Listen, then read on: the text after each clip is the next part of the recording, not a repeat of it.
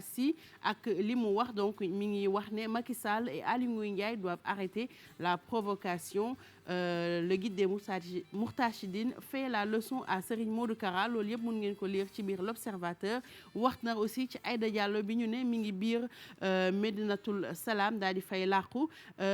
waxtaanee équipe nationale bu Sénégal.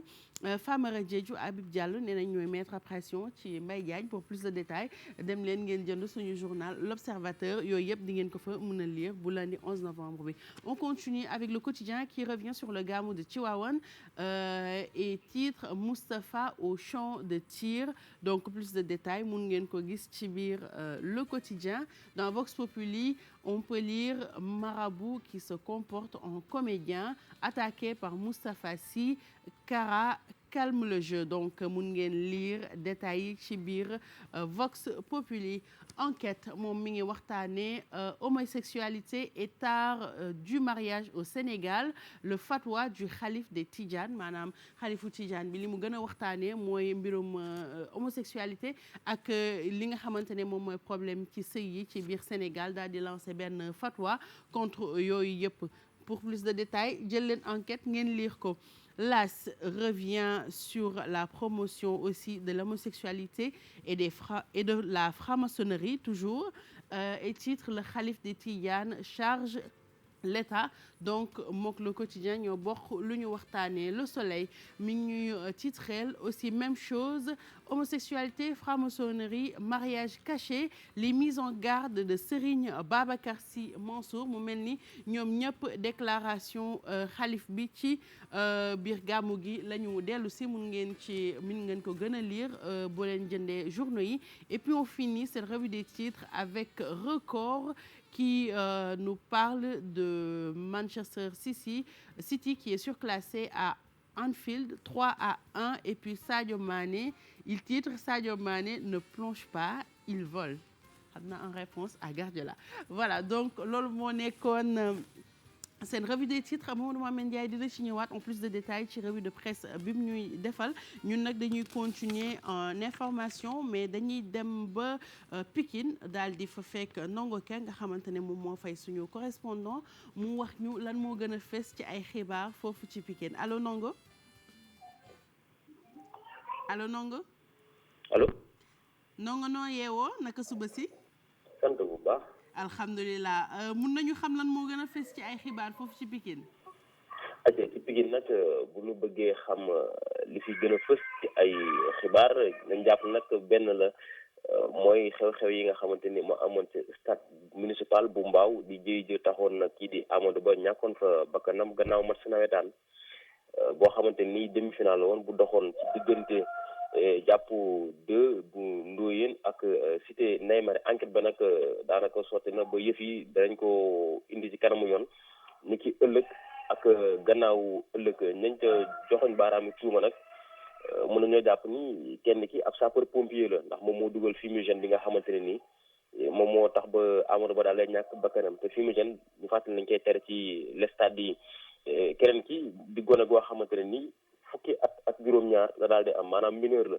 moom nag moom moo yoroon fumigène bi nga xamante ne nii moom moo daal di dal moom Amadou Ba bu ko defee sapeur pompier bi moom daañu ko àtte ni ki ëllëg ci tribunal bu Ndakaaru kii di gone gi te am fukki at ak juróom-ñaar moom daañu ko àtte ci tribunal bu Pikine ODCAV bu Pikine ñoom it di doon ay dogal gannaaw yëf yi daal di ajandi lépp loo xamante ne nii activité nawetaan la waaye fi mu nekk nii nag àjjuma ci la ab circulaire daal di génn daal di nag teggi googu la suspension ñu fàttali ni yëf yi mu ngi amoon ñaari fan ci weeru novembre gi ñu nekk tombé woon rek ab samedi ci stade municipal bu Mbao gannaaw demi-finale bi doxoon ci diggante ASC Jàppo 2 ak ASC Cité Ndeye Marie gannaaw nag ba ASC Jàppo 2 daal day gagné Cité Ndeye Marie supporters yi jubilé ngir wane seen ku mbégte ci seen équipe bi ni mu qualifié ci finale générale ba teel lañ daal di nag taal fumigène yi benn ko daal di rëcc dal ci ki nga xamante ni moo di dem si yàlla Amadou Ba ay atam toll woon ci fanweer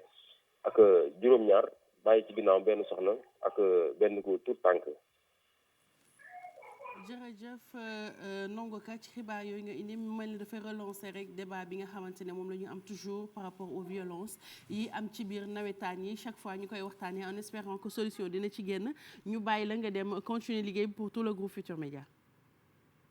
Merci beaucoup Ndongo donc avant Maymouna di ñëw waxtaanee ñun ci li nga xamante ne mooy disposition yu bees yi ñu def ci publicité ci lépp lu jëm ci wàllu xeesal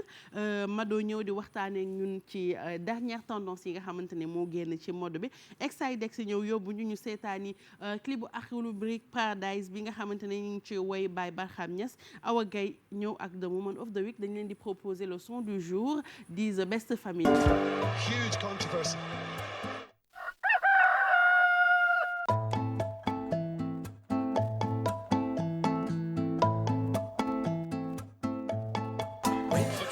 Merci beaucoup de nous rejoindre. Vous êtes bien dans votre émission Yeewu Leen donc c'était la page publicitaire ñuy remercier bu baax suñu partenaires yi nga xamante ne depuis que Yeewu Leen et Yeewu Leen dañ siy jàpp di ñu supporter donc merci à vous ñi seetaan aussi comme ni ma leen ko waxee tout à l'heure beaucoup de choses au programme Maymouna dina ñëw ci kanam waxtaanee droit ak nouvelles dispositions sur la publicité des produits de dépigmentation. Bonjour Maymouna. Bonjour Bijou, ça va na nga def? Ça va tranquille. Ça va. Alors loi bu bees. waaw loi bu bees boo xamante ni loi bi sax amoon na depuis 2017 mais dañu koy nekk li nga xam dañ koy appliquer. CNRA jël ay mesures yu bees depuis réunion bi mu am si le 31 octobre 2019. dinañ ko waxtaanee Bijou ci kanam lay doon dans Yeewu Leen Mado aussi est là pour nous parler mode elle va parler de date shoes et surtout de tissus imprimés. oui Bijou maa ngi lay nuyu di nuyu mbokk téléspectateurs yi ak également ñi ma bokkal plateau bi comme ni nga ko waxee tey ce sera plus mode tendance yi nga xamante ne moom moo génn les date shoes moi personnellement moom je suis pas du tout fan mooy basket yi ñu duppee li basket double XL ak xeetu imprimé yi nga xamante ne comme léopard nu mu génnaatee amaat na beneen boo xamante ne moom moo di tissu caro yi génn na on va en parler tout à l'heure. De toute façon c'est la mode dañuy ñëw ne lii moo xew après aux gens d'adhérer ou pas mais dinañ leen wan li xew daal après yéenay xool ba xam ne ngeen ci dugg wala doo leen ci dugg bu ñu jógee ci mode bi on ira faire du sport avec Mamadou Ndiaye mu waxtaanee regroupement des Lions Liverpool ak Sadio Mané bi nga xamante ne dafa tontu Guardiola ci jeu et puis dinañ waxtaanee environnement ak alerte booy def ci Mbëbës nekk benn lu ñu tuddee une bombe écologique. waaw ci kanam dinañ ci ñëw gannaaw mën a nuyuwee. Bonjour à tout le monde. J'espère que. nag sa gàmmu. Ça va, ça a été. loolu métti na le réveil est très dur. oui mais lundi la. lundi mais kenn liggéey aussi di mer mel na nga ñëwaale. ñi nga jàkkaarloo def ñu la dara li ngay kur fañ sa directeur sa kanam bi kii de moom mi ngi ñëw sax. oui mi ngi ñëwaale. les yeux rouges. oui moom dafa naroon prolongé. mais c'est ça le Maodo. le coup de. waaw kay coup de G. le coup de G de ex. léegi Mamadou Ndiaye moo doon wax. oui ci kanam dinañ ci ñëw actualité sportive bi surtout week-end bi actuellement nii nga xamante ni mooy première journée éliminatoire CAN 2021 bi fas yéene am fële ci Cameroun Sénégal war a jàkkaarloog Congo c'est mercredi déjà regroupement bi 17 Lions déjà ñëw nañu ñu ngi fële ci Mbour di waajal tey séance d'entraînement bu njëkk ci bu 18h jotee stade Lat Dior bu Thiès. dinañ ñëw waxtaan it aussi ci Sadio Mané mi nga xam sénégalais yëpp actuellement wala. bari na ci monde bi actuellement ñi ko yéene ballon d'or bi démb prestation bi mu def XXL il continue de marcher sur l'eau ci kanam dinañ ci ñëw ak match bu am solo bi dinañ ñëw aussi ci comme ni nga wax benn alerte ci décharge de Mbëbës bi actuellement. mais ne woon naa la sax mais alerte bi tax nañu jubóo. oui surtout avec des images inédites am na images yi nga xamante ni benn pilote bu mi nga xamante ni moo ñu ko partagé surtout ak. c'est le pilote qui prend des photos du Sénégal. ci bu nekkee ci kaw. oui surtout ak ñoom Demba Gueye blogueurs yi nga xam ne ils ont partagé ça sur les réseaux sociaux ci kanam dinañ ci ñëw ak waxtaanee décharge Mbëbës bi actuellement ak inconvénients yi muy def alerter ñi nga xamante ni ñoo gérer environnement bi fii ci Sénégal. En tout cas Mbëbës depuis lors ñu ngi koy wax c'est une bombe écologique il faut sérieusement trouve des solutions parce que mi ngi biir Dakar te mbalit yëpp yu ñuy dajale loo gis ci mbalit rek fa lañ koy dem sànni amul li nga xamante ne moom lañ tuddee comment ça s'appelle tri amul séparation des déchets amul dara nit yee dem rek. di fa décharger à ciel ouvert. merci nit yee dem di fa jël liñ fa soxla te am na nit yoo xamante ne ñu ngi ci biir fa la ñuy liggéeyee fa la ñuy rek c'est juste énorme il faut y aller pour xam lan mooy xew biir ba tout à l'heure Mamadou Ndiaye dina ci ñëwaat ak ay photos yoo xamante ne c'est des images inédites ak Exidex dinañ déglu musique bu fekkee xolam féex na fi mu toll nii ndax. xolam féex na dafa sonn gàmmu la jógee nag. ça va mieux wax nga li nga wax ba pare. waaw mais mënut a ñàkk yow moom métti surtout que bi ñu yegsee Dakar macha allah yàggul dara nii. ñu gis Dakar bi fajar ji waaye. moom kay yaa ngi mel ni bu Apollo. waaw moo tax moom nag comme yow la doon éviter mais comme bon on dit il faut travailler. donc on vient justifier notre salaire. beaucoup travailler. il faut venir même bu ñuy rendre danañ ñëw jaral ngeen ko mais comme ni nga ko waxtaanee dinañu ni nga ko waxee Bijou nuyu na ñëpp di leen ziar di ziar. mais yow sëlmu nga. seul mun naa lépp j'ai tout fait mais je suis fatigué. d'accord on va faire du café yoon bi dafa métti. massa yoon bi dafa métti mais bon il faut venir il faut venir donc. dinañ waxtaanee nag dinañ waxtaanee musique comme ni nga ko waxee. dinañ waxtaanee musique Akhlou Brick merci beaucoup Bijou waxtaanee tamit le 24 décembre bi nga xamante ne moom la kii di préparé El Hadj Keita donc moom it muy woykat bu mag boo xamante ne waa Médina ñuy préparé cet événement donc mu nekk événement boo xamante ni incha allah tamit dinañ ko waxtaanee aussi show of the year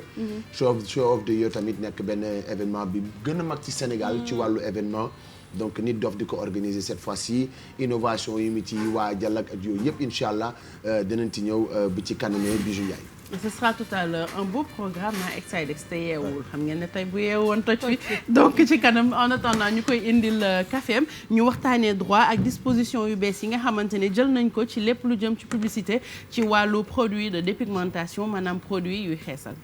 voilà Bijou mu nekk comme ni ma ko waxee benn disposition boo xamante ni depuis le 4 novembre dañ ko publier mu découlé ci réunion boo xamante ni conseil national bi yor affaire audiovisuel muy CNRA ñoom ñoo defoon réunion ak ñi nga xamante ni ñooy membres yi ko constitué jël nag ay mesures yoo xamante ni jox nañ ko li nga xamante ni moom mooy télé yi ak rajo yi pour l'instant par rapport ak promotion produit de dépigmentation yi donc mu nekk mesure boo xamante ni nag dafa découlé loi boo xamante ne existé woon na déjà ñu voté woon ko 13 juillet 2017 mu nekk loi 2017-27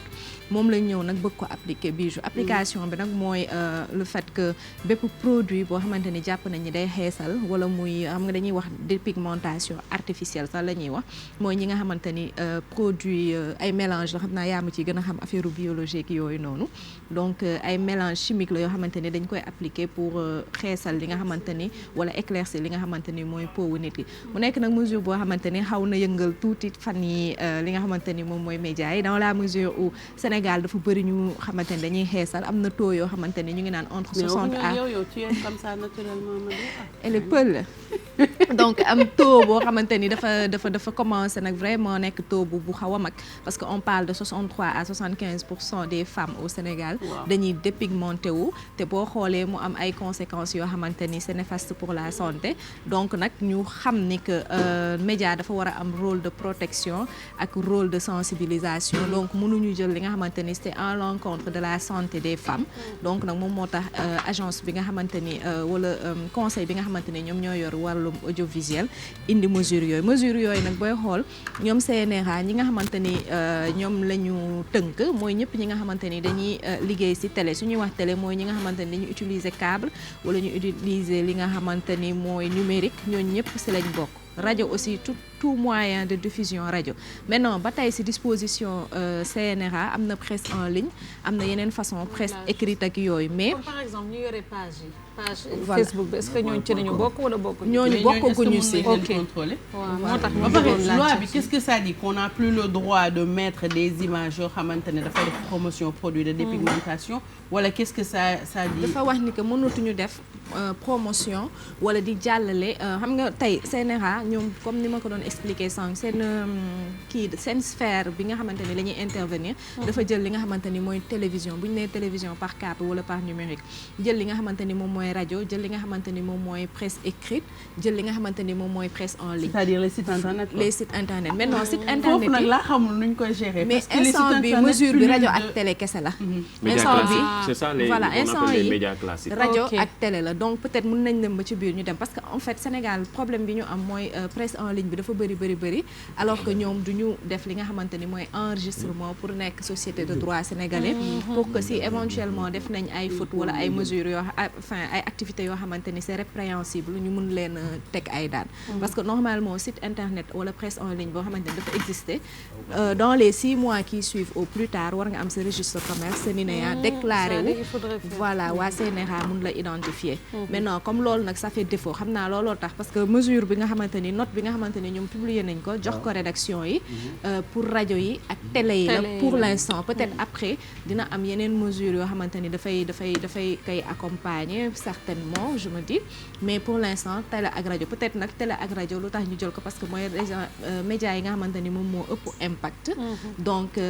bu fekkee nag média bi defoon nañ ci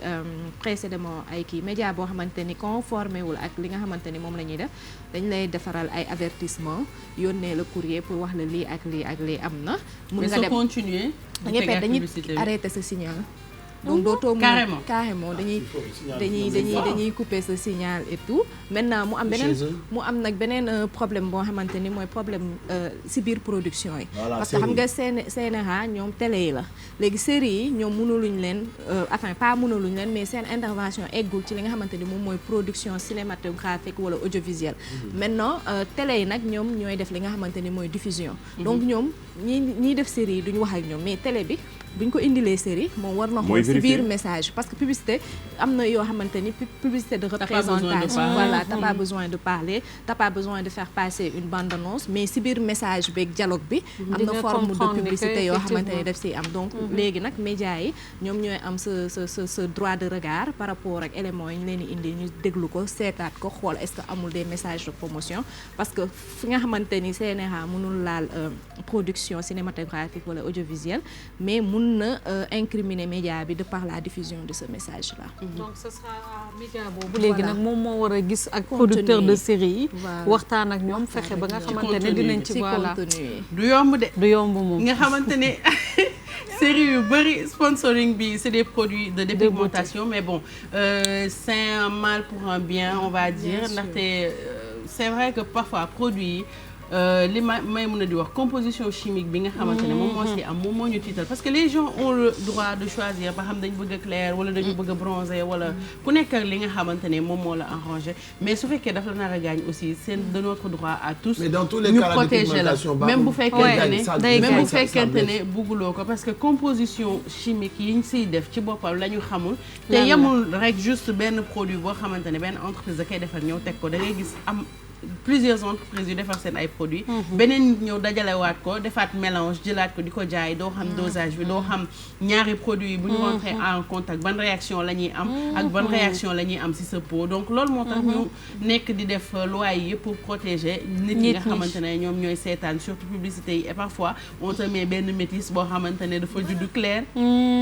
depuis toujours noonu la mës a mel ñu tegal la benn produit ne la boo ko diwoo comme moom ngay mel yow tam nga jël rek di dem jënd voilà kenn xamul alors que leneen lu dul gaañ la et tu vas jamais avoir cette peau là ku nekk na voilà publicité mensongère yi daf si bëri bu baax ku nekk bu fekkonte ne mun nga satisfaire ci li nga am du ñu nekk ay être humain ku nekk da ngay bëgg am lenn loo xam ne amoo ko mais nañ ko def ak sécurité li nga wax c'est d'autant plus vrai parce que da ngay gis ñi nga xamante ni léegi lan moo gën a bëri ce n'est même plus les entreprises mais ñi nga xam ne ce sont des fabricants xawma de fortune wala lambda parce que dañuy jël def seen ay pot def seen ay jaxase xam nga di commencer di ko jaay et tout moi je pense que au-delà de rajo yeeg télé yi sax war nañ mën a dem ci presse en ligne bi ak li nga xamante ni moom mooy page parce que des fois comme ni nga wax nit yi duñu xam composition bi duñu xam durée de péremption bi duñu xam ci kan moo ko war a utiliser ak kan moo ko warul utiliser peau sensible te li dommage aussi fii xale yi sax da ngay gis ñu am 13 ans 14 ans di xeesal moi je me dis à un moment donné war nañ ko mën a sax réguler ba boo koy jënd mu am âge boo xamante ni si nga mën a permettre ñu ne yow adulte nga mën nga jël say propres décisions mais da ngay gis xale yu ndaw yoo xamante ni dañuy utiliser produits yooyu dans le long terme donc c'est dans une démarche comme ni ñu defee démarche si la nga xamante ni mooy affaire régulation des médias de communication interdire cigarette parce que c'est nocif à la santé c'est un produit boo xamante ni dafay laal li nga xamante ni moom mooy sa wér-gu-yaram dans cette même démarche là la ñuy dem interdire li nga xamante ni moom mooy produit yi nga xamante ni moom mooy de dépigmentation parce que dañuy jàpp ni que dafay lor santé jigéen maintenant beneen combat bi Bijou et je pense que foofu tam war nañ si mën a inciter nit yi mooy lan mooy pousser jigéen ñi tam ñuy xeesal parce que standard yi les hommes parce que standard yi nga xamante ni ñun moom la ñu am de représentation de la beauté de la femme li ngay gis góor bu lay wax am naa ku xees ku njool ku lii donc dafa nekk ci critères yoo xamante ni de façon inconsciente dafay pousser ay jigéen ñuy xeesal. ils sont plus accompagnés de teint clair wala métis xamante ne xaw ma ndax am nga dernier clip bu Samba Peuzzi bi sañse tonton ma nga tegal ñu ko il a pris des femmes yoo xamante ne noirceur des bêtes et man j'étais là je jubilais parce que je disais à ma mère c'est pour ça que les femmes di nekk di xeesal parce que se disent que man tey Samba Peuzzi sañse su ma xeesul su ma xeesulee personne va me prendre teg ma ci au devant de la scène bu ñuy casting dañuy jël xale yu xees yi teg leen ci kanamu télé bi mais xale yu xees yi nag ñoo nekk ci télé bi vous voulez quoi les gens après jigéen dañuy foog ne c'est une incitation la am na loo xamante ne c'est une réalité dañuy waxante dëgg quand tu es devant la scène am na ci loo xamante ne da nga koy éviter parce que la personne qui est chez elle dafay foog ne pour avoir accès à là-bas noonu laa war a mel. non mais loolu laay wax loolu laay je parle de la même chose que toi en fait c'est que yaa ngi attaqué xam naa yeewoo non attaque je veux dire que souvent quand tu vas dans des castings dañuy jël xale yi xees yi mettre leen jël jox leen avantage bi teg leen ci kanam booy seetaan publicité yi ñoom ngay gis ngay seetaan série ñoom ngay gis ngay seetaan télé bi ñoom ngay gis parfois je me rappelle bu ma commencé télé benn xale bu jigéen bu ma demoon di def soin mu ne ma boo bëggee ma jëmbal la parce que télé ku fay nekk da ngay xees c'est-à-dire que soo amul benn genre esprit bopp boo dëgërul bopp wala nga am sa yenn conviction yi bu ñu lay wax yooyu tu vas facilement changer de peau dem jël ne damay diw pour mel ñëpp donc su fekkoonte ne dañu gën a jël xale yi nga xamante ne teint noir foncé la ñu am mettre leen au devant de la scène ñi noir foncé dinañ xam ne ñoom tamit am nañ seen chance bu dee am nga clip bi on va mettre ça après parce que c'est une note à la femme boo commencé liggéey ci média sax premier conseil bi ñu lay wax bul xeesal comme si média ça va avec wala diwul ça dépend des gens avec qui tu parles non man li ma doon gën a jot ci ay mel bul en tout cas bul xeesal. oui comme si juste pour dire que ñi fa nekk ñëpp dañuy xeesal. wala da nga ko war a def pour vraiment rester au devant de la scène. mais comme ni ma koy wax aussi dafa bokk ci signe extérieur de richesse yi. parce que ngay gis sax dañ naan góor yi bu ñu demee ba am xaalis dañuy takk seen jabar bu weex. mais boo xoolee ci kilifa yi sax may mun a dogguma la kilifa boo fi gis lu ëpp. boo gisee ci wetam rek soit la dame elle est métisse wala dafa xees pecc. voilà dafa bokk ci signe extérieur de richesse. c'est ça moo tax acceptez-vous comme tel qu'on est voilà waaw acceptez-nous tel qu'on est moo gën acceptez vous. waaw nous les hommes acceptez-nous nous femmes comme nous sommes. voilà non même bu nekkee pression je veux dire la personne qui t'aime va t'aimer comme tu es si tu t'acceptes yow ni nga mel nga ne man bëgg naa sama bopp ak sama teint bii ma am ki lay bëgg noonu la lay bëggee mais tu vas pas te dire que damay dem changer pour nit bëgg ma pare nag doog la xeesal looloo gën a bëri parce que góor bi aussi le problème de société bi la waaw société bi la non c'est accepté naa loolu kay nee na vous les hommes la waaw société bi la parce que société bi ñun góor ak jigéen ñoo ko bokk léegi li gën a mooy ñi nga xam que ça soit nga ñuul nga xees nga naturellement laay wax nga nekk nga am rondeur wala nga am leneen ak leneen accepté wu noonu parce que actuellement ñi nga yeneen dëkk yi nga xam ne dañ leen suivre loolu la ñuy gis nga léegi actuellement ñi nga xam ne dañu am forte corpulence lu ñuy wax rek ca kaw baaluma leen ko dëgg neex taxawaay bi nga xam ne ñu ngi koy am léegi di gën a wane seen bopp que ni ñoom ni ñu war a mel nii que ça soit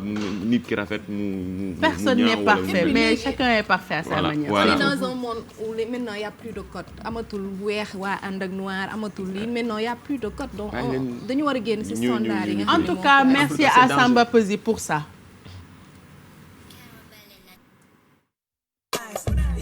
voilà ñu tegaloon leen benn clip Samba Peuzzi sañse juste pour wane comment il a mis la femme noire en valeur génne seen beauté donc pour toutes les filles qui regardent soxla woo leen xeesal pour ñu prendre leen au sérieux wala pour ñu jël leen teg leen ci kanamu télé bi ku ci nekk boo ñëwee ni nga mel lañ lay jëlee ak sa ay caractère ak sa talent ak ni nga mel en fait. Vous avez pas besoin de vous travestir pour ñu jël leen mettre leen au devant de la scène même. Je pense que le message est passé mais man sama message je maintiens, je l'adresse aux hommes ñi nga xamante ni peut-être. Ne nous l'adresse pas mais mu ne tey nga bàyyi tool. mais c'est à vous. mais yow bu xees nga bëgg. yow bu xees non.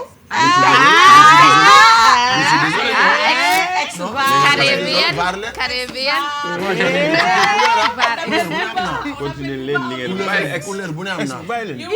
couleur bu ne am naa non xam nga man benn principe la am sama àdduna man toujours ki muy gaañ ki muy lor su fekkee ne moom le dernier mot lui revient et que moom muy décider dafay dem pour neex nit man dama lay wax dëgg rek mais man su ma la bëggoon bay raam at loo mënti yor cee forte na ma ex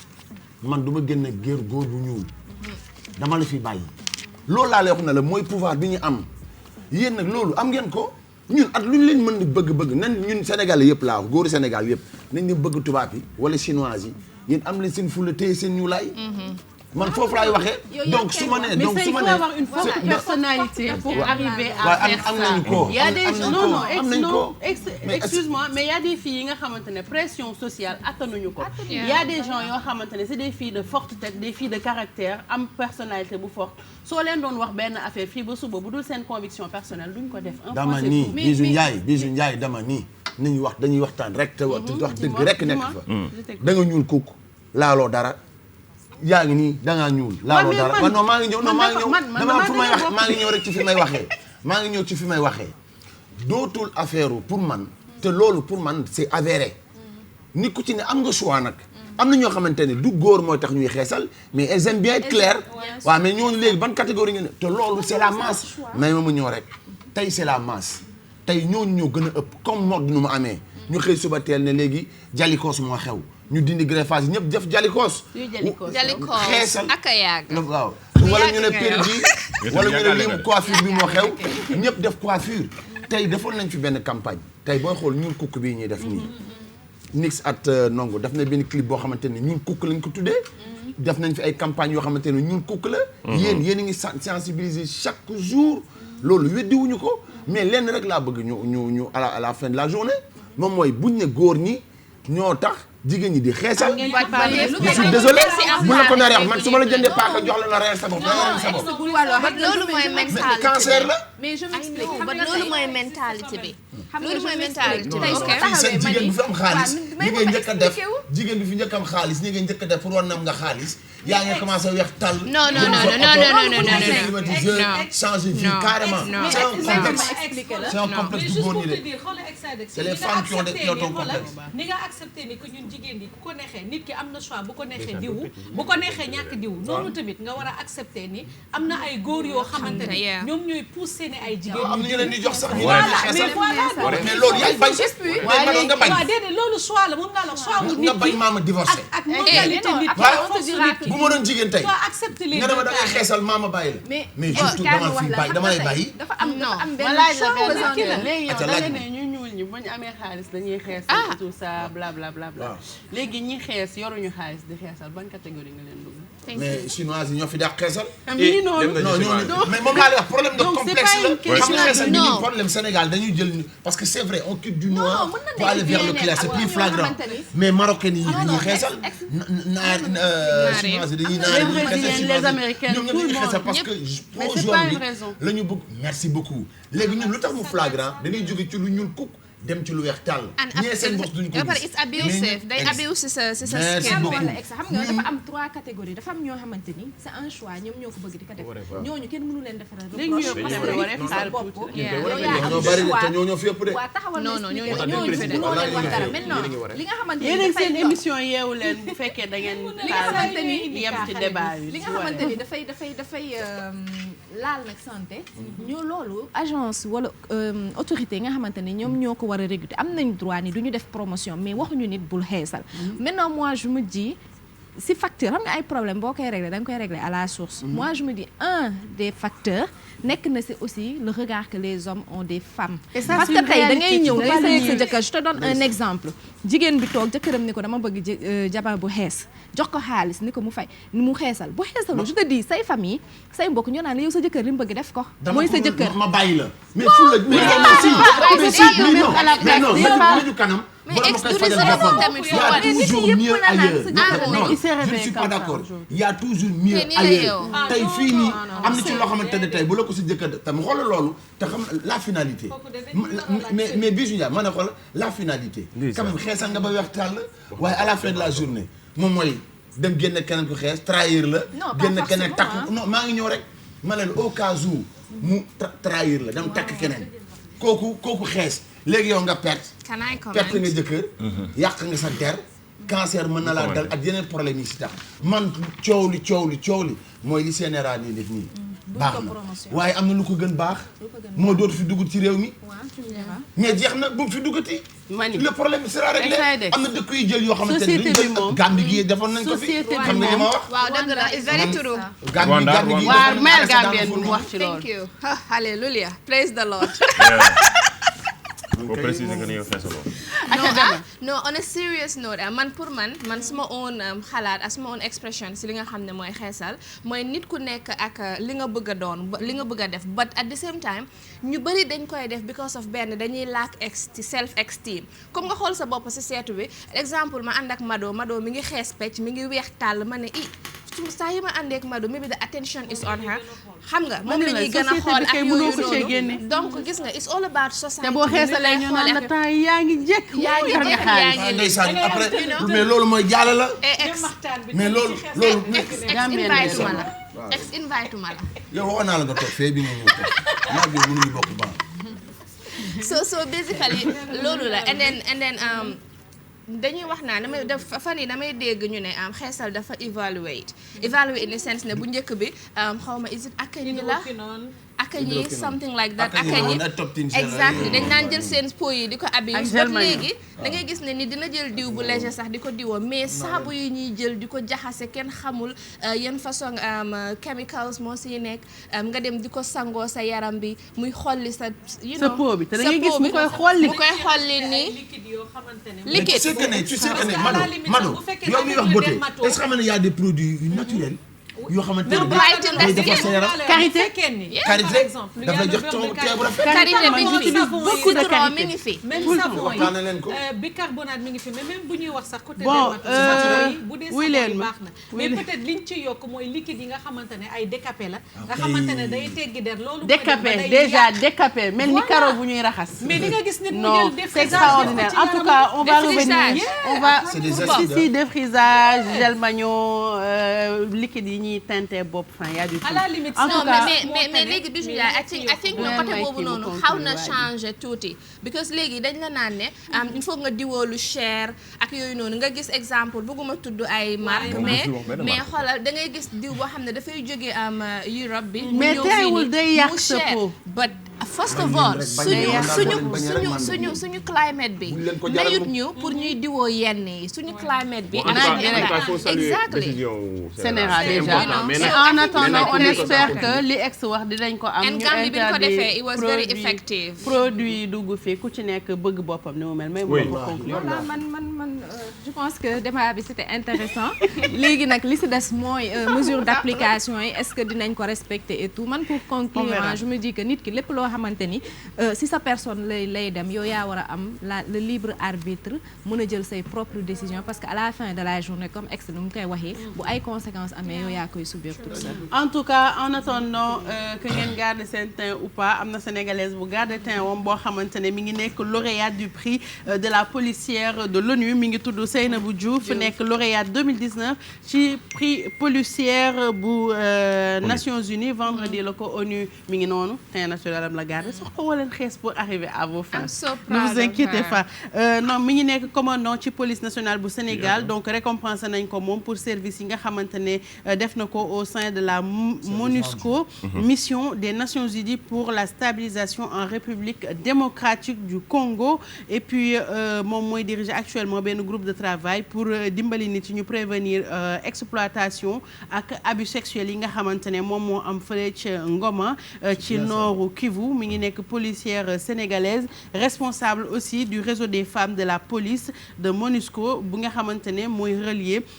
policières yi ci seen activité ak ay formation ak di leen accompagner ci seen développement professionnel ak appui mutuel mi ngi noonu jigéen boo xamante ne on peut être fier d'elle Sénégal yëpp mun nañ fier ci moom te comme ni ngeen ko gisee ci image yi yaaxul teint moom garde leen seen teint naturel on va vous apprécier pour votre caractère pour vos qualités et pour vos compétences loolu boo leen ko jàppee rek xam ne di ngeen jëm ci kanam votre beauté apparaît mais musuma gis slogan bu rafetee noonu merci voilà balaa nga koy xam nga am âge fort yi jëm kaw si ngay gën a apprécier sa natural nañ jàngal suñu doom yi fort de caractère dina changer merci beaucoup Maïmouna en tout cas pour le thème comme ci jigéen la ñuy waxtaanee dañuy continuer waxtaanee the woman of the week nga xamante ne Awa Gaye moom la indi a surprise like every week. Bijou Ndiaye tey nag ki ñuy waxtaanee mooy ki nga xam ne mooy Larissa Efremova su ma nee Larissa Efremova she's Russian soo gisee ma indi ko ma demee ba Russian ma fexe am ak moom waxtaan mooy jigéen boo xam ne Russian lay làkk nag xam naa ne dañuy wane image bi noonu rek parce que Russian bi fooguma ne kenn dina. ah ok da ngay traduire yaa ne mën aussi. No, actually, so kooku mooy Larissa Efremova moo nekk the vice rector of Rudin University bi nga xam ne moom lañ tuddee woon Patrick Lumumba waaye nag the reason lu gën a tax ma indi ko pour one African si rek ne ñun jigéen ñi fii lu ñu daj ba successful ci seeni domaine muy tubaab bi di chinois bi ak ku munti doon moom itamit su la expliquer li nga xam ne mooy story am su la expliquer li nga xam ne mooy jaar-jaaram nga xam ne yombul fenn base bi rek lépp dem na ñëw na mooy muy africain bi di keneen it's li nga xam ne mooy self confidence benn self belief ba pare self love loolu moo jiitu moo war a jiitu ci sa life balaa any other thing becomes very successful. gëm sa bopp. Exactly comme ni ko kii waxee woon the procureur bu jigéen bi what's her name again Dior Fall Sow. loolu man dafa. du mën a ko yaa ko defoon. Ndiaye ban xeetu nit la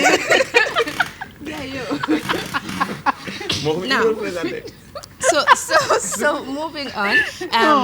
Madame Larissa dafa nekk koo xam ne jigéen boo xam ne ak lu mu munti am in her life dafa am benn jaar-jaar boo xam ne it wasn't easy for her muy africain bi comme ñun li ñuy daj ci suñuy family lu ñuy daj ci suñu ay sëy lu ñuy daj ci society bi moom nekk na koo xam ne daf ko daj bi may expliquer her part of story dama naan ok xanaa kii dafa nekk Africa xanaa kii but then I'm like ok what is the difference the only difference bu ñu am mooy suñu teint kii dafa ñuul kii dafa xees but at the end of the day jigéen ñi we all go through the same thing but at the same time you have to da nga war a believe sa bopp you have to really believe yourself liñ naan self confidence moo lay mën a yóbbu ci kanam ak lu munti xew dafa mës a prioritize liñ naan family boo xoolee bu njëkk bi ñoom mag yi nga xam ne dañu successful léegi dañu prioritize on torop li nga xam ne mooy seen family te la am njaboot xam nga nekk seeni sëy ak loolu alors que comme ñun boo xoolee léegi jeune bi ñun ñu ngi naan duma teel a am doom parce que sama carrière nii wala duma bëgg am ay doom yu bari parce que daf may nii daf may naa wala xëj na sëy bi daf may tardeel ak yooyu noonu non ñoom ñi nekk Europe especially Russia right now ñu ngi leen di neexal pour ñu gën a am ay doom pour lan pour population bi mu gën a ba dooma bàyyi leen ma non bi laa walaay kenn jàpp la waaw moom laa wax xam ni dafa neex ci xol te li may dégg j'aime bien ndax yow kenn xamul paa nga kenn xamul xale non ñun dañu jàppee ñun ay jargoñ la ñu jàppee ñun dañu war a di ñun ñu ñuul ñi ay ku la jàppee jargoñ yi tubaab bi ay jargoñ ñu jàppee bàyyi leen jur bu leen wàññeet bàyyi leen lii def leen loolu ñaf leen dafa commencé lu waaye mën jur na ko jur dañ bàyyi li ñuy wax dafa commencé yor ñëpp mën naa yeggali ñun nefuñu de pour suñu sant ak suñu sant doom nii juste nefuñu dégg merci rek non mais est-ce que mën naa yeggali tamit dafa am yeneen problème yu ñuy régler fii ci plateau bi man du ma sa morom de yow yaa ngi tu es bien parti Bijou kan moo nekk yow tu es bien parti macha Allah yal na yàlla laf cat non dëgg la c'est bien man damaa nekk lii exemple la yow exemple nga parce que tu es bien parti tu es bien parti macha allah tu es bien parti c'est bien je t'encourage. ndeysaan. nii la bu teg sa tànk. mais dana bëri sujet bi du sujet nef dégg ngeen. waaw kay en tout cas man je te félicite. man nefuma. xale yu magante 2 ans du nef. oui dëgg la. léegi mun naa nef c'est 1 an comme Bijou Gueye kookoo nef. mun naa continuer right. Adja waa sama xarit boobu Adja Diallo waaw kay ñoo nef. wajaw cool so léegi mun naa continuer. man nefuma est-ce que waa eggali nefuma. thank you su côté nef bi sax laay ñëw. mu nekk. am so dama happy daal. xaw ma lu ma la ko mën a wax naa la may xaalis après. mais waxal li waaw bàyyi Awa Gaye mu eggali beneen problème bu ñu doon régler la rek. si côté nef bi. dafa joxoon boppam benn période boo xam ne période bii nii laay am pour mun a am sama ay doom yëpp même temps parce que fii da ngay gis exemple nit am doom ne damay toogaat 5 ans ak yooyu 5 ans boobu noonu soo amaatee doom yaa ngi war a jëndaat ay yére yaa ngi war a jëndaat ay bagages si xale loolu financially ak economically daf lay jàppale apart from kattan bi parce que soo amee doom exemple lu mu gàtt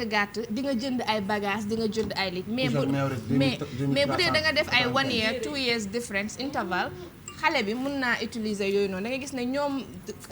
ñoom dañu gëm ne loolu mooy gën a indi bonding loo xam ne taaw bi ba si caat bi am na ñu ngi koy usante comme bu dee. every 2 years daal nga am benn boobu baax na. not every 2 years but côté matériel 2 years baax na de.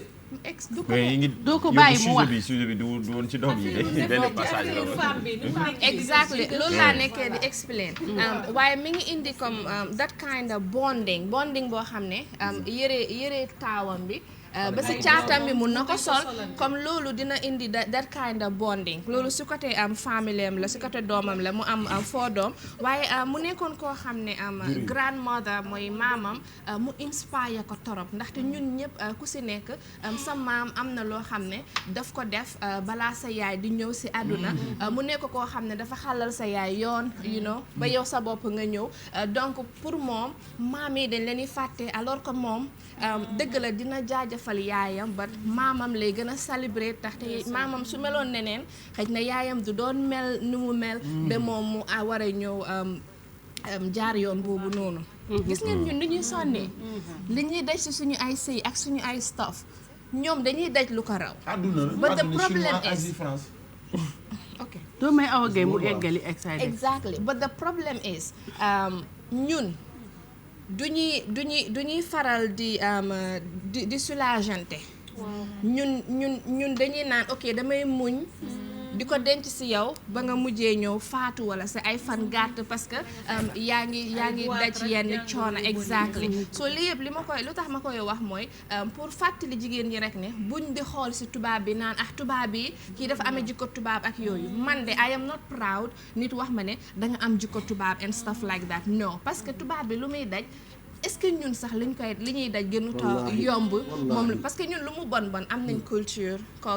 te ñun sa maam dina la jàppale sa yaay dina la jàppale ñoom they don't have that ñoom at a certain age da nga war a génn you have to be on your own ak yooyu noonu mu nekk jigéen boo xam ne nag she has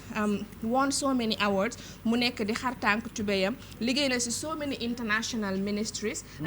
yoo xam ne dafa liggéey ak African si mu ne moom African bu xees la imagine tubaab bi bëgg na doon African bi I think ñun tamit ñu bëgg a doon bu njëkk amoon na dama lay may ci civilisation avant la première civilisation di ñëw ci Égypte nit ñi avant civilisation di ñëw ci Égypte nit ñu weex ñi bu ñu doon sàkku ci xam-xam di dem Égypte dañ doon jël ay pëndax yu ñuul di ko def pour mën a bronzer pour avoir accès à cette intelligence. Non mais ça je pense que c'est beaucoup plus spirituel que ci côté non man dama doon rappeler rek na la amoon na ok donc c'est beaucoup plus spirituel que nit boo xam ne di nga diw sa peau pour ñuul c'est juste qu'elles se sont africaines dans l'âme. because moom dafa yàgg di liggéey ak African si eneen mu nekk koo xam ne dafa naw African si torop dafa value African si torop because soo xoolee sax ay university bi nga xam ne moom moo fa nekk the vice rector ki nga xam ne moo topp si njiitu university mu doon jigéen mu nekk position boo xam ne very few jigéen ñoo koy gis nga gender equality bi nga xam ne African bi mi ngi koy xeex problème la ba tey Europe problème la ba tey fu nekk pour wax nit ñi rek ne ñu bàyyi di nax suñu bopp foog ne everything tout est beau là-bas exactly no it's not because ñoom the same thing ñun lu ñuy xeex ñoom itam ñu ngi fexe di xeex loolu noonu léegi moom bi mu nekkee the vice rector of the Rudin University mooy university bu ñu tuddee woon Patrick Lumumba dafa indi benn projet boo xam ne dafay bëgg a sponsor ñi nga xam ne ñooy African students yi pour ñu dem jàng parce que moom liggéey na ci ay ministries yu bëree bëri international ministries and communities waaye lépp loo xam ne daf ko fa daan def mooy wàllum education mooy wàllum jàng ak jàngaleek yokku xam-xam léegi nag hence mu ne xaaral am naa opportunity pour nekk fi because soo xoolee university bi mi ngi am 1200 li nga xam ne mooy students yoo xam ne dañ jóge Africa mooy 1200 2000 yeah no 1200 students yoo xam ne they are African students ñoo xam ne most of them ñu ngi ci medical institute bi agriculture ak engineering kon bu njëkk bi yi nekkoon na yoo xam ne african bi yebut ko woon bu baax but moom mi ngi naan ok xam nga comme chinois yi suñ ñëwee fii dañuy defar seeni projet te duñ musa woon africain bi nuñ ko defaree but ñoom Russian yi dañ ne ok dañuy taxawal this projet pour wan ñi nan la ñuy nappee jën exemple léegi su ma la wanee nooy nappee jën du ma la jox xaalis pour nga dem pour ne ok man damay defar benn fii foo xam ne da ngay fii nappee jën ma di la jox xaalis di la financer non ñoom seen projet bii nii mooy ñëw jàppale africain bi pour moom tamit mu xam mentally ne lii ak lii ak lii nii lañ koy defee nii lañ koy liggéey because it's high time pour africain bi mu mun a defal boppam yenn yi especially in terms of engineering most of engineering si dañu jëlee indo